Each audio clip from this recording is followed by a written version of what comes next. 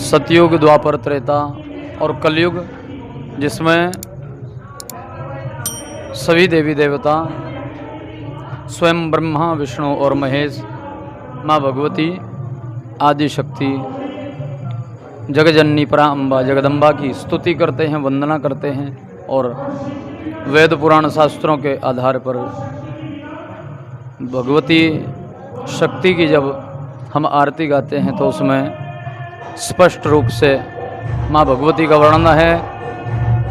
माँ शक्ति की जब आरती होती है तो उस समय वेदों में, जो पुराणों में, शास्त्रों में जो आरती है, जय अम्बे गौरी मैया, जय श्यामा गौरी, तुमको निश दिन ध्यावत हरि ब्रह्मा और शिव जी। भगवान भी जिसकी स्तुति करते हैं, उसकी महिमा का गुणगान और उसकी लीलाओं का वर्णन करना असंभव है, अकल्पनीय है। वो शक्ति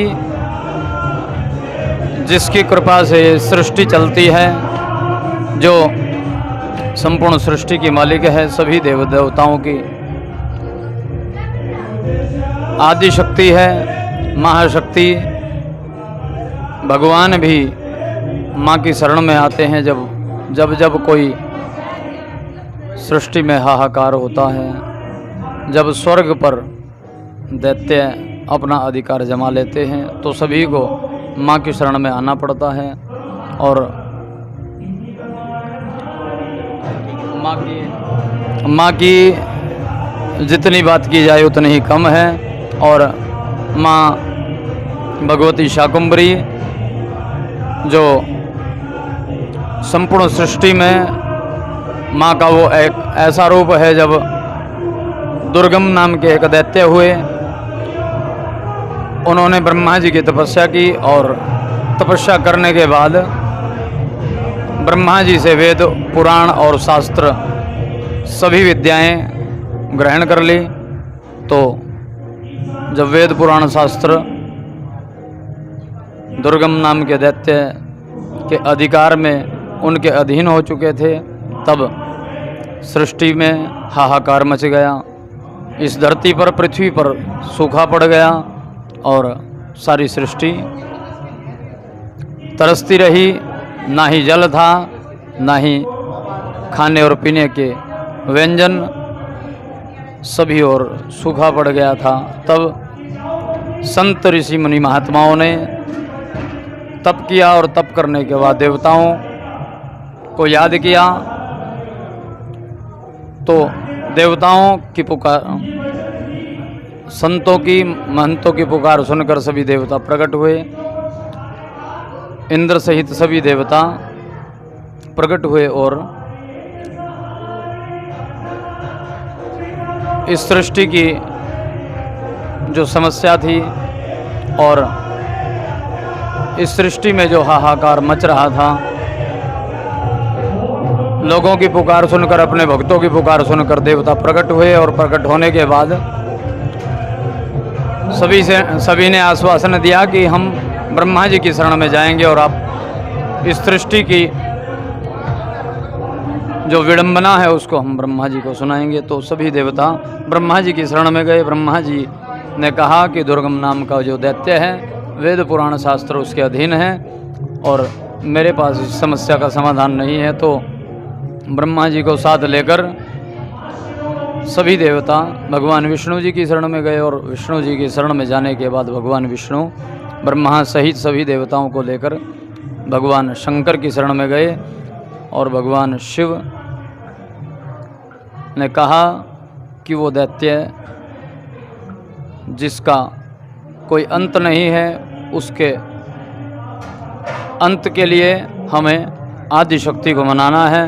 और भगवती माँ को सभी देवताओं ने, ब्रह्मा, विष्णु, महेश ने याद किया। तो माँ भगवती शाकुंभरी रूप धारण करके प्रकट हुई। माँ दुर्गा जब प्रकट हुई तो भगवती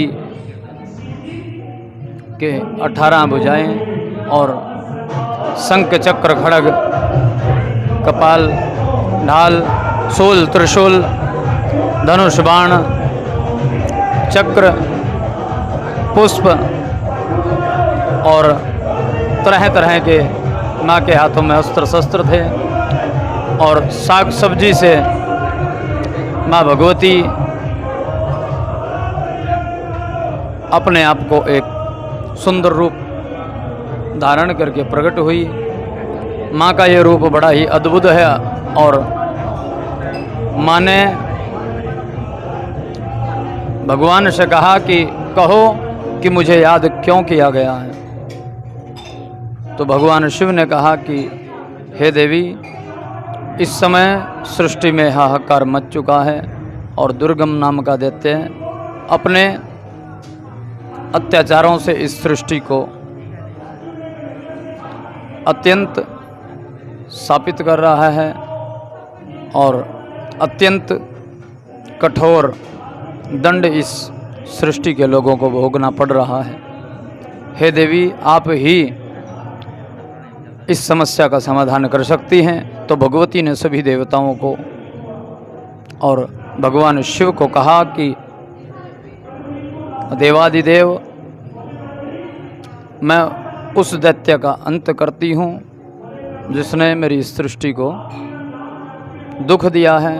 तो माँ भगवती ने उसी समय अपने त्रिशूल से दुर्गम नाम के दैत्य का वध किया और वध करने के बाद माँ भगवती ने साग सब्जी, फल फूल, वनस्पति जितने भी खाने के व्यंजन हैं वो सभी व्यंजन, अन्न धन जितनी भी हरियाली है, सभी वनस्पति की देवती, वनस्पति की देवी माँ भगवती शाकुंभरी ने इस सृष्टि में साग सब्जी, फल फूल जितने भी पौधे हैं सभी माँ भगवती ने प्रकट किए। और तब देवता ने कहा कि हे माँ, इस समय खाने के व्यंजन सभी उत्पन्न आपने कर दिए हैं, ये सृष्टि हरी भरी हो चुकी है, परंतु माँ इस पृथ्वी पर जल की कमी है। तो माँ आप अपनी कृपा से इस धरती को आपने हरा भरा किया है, परंतु जल की कमी है मैया, सभी नदियाँ और तालाब सूखे पड़े हैं। तो माँ भगवती ने शताक्षी रूप धारण किया और शताक्षी रूप धारण करने के बाद माँ ने 1000 नेत्रों से अपने भक्तों की करुण पुकार सुनकर उन 1000 नेत्रों से अश्रुधारा बहाई।